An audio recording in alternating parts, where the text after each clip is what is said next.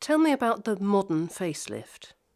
The difference really between what you might call a modern or contemporary facelift and those that were originally described is that it doesn't focus on the skin.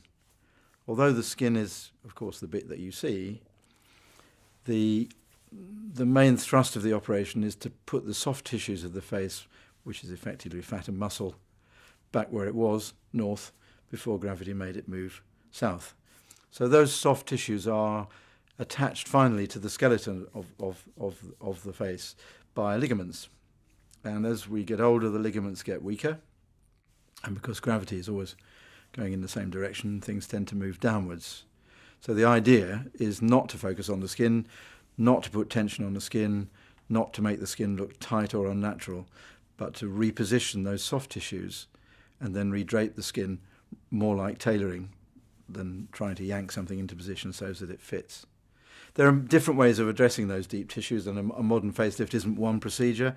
There are lots of different ways of doing that, but that's fundamentally the difference between that and the original descriptions. There's a big thing around, you hear a lot talked about facial volume nowadays, and somebody invented this ghastly non-verb called volumization.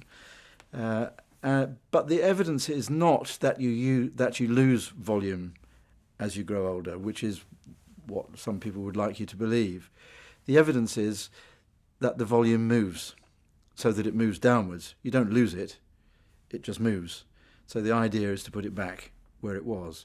And adding volume sometimes can create these people look like they've got an apple in their cheek rather than a natural curve.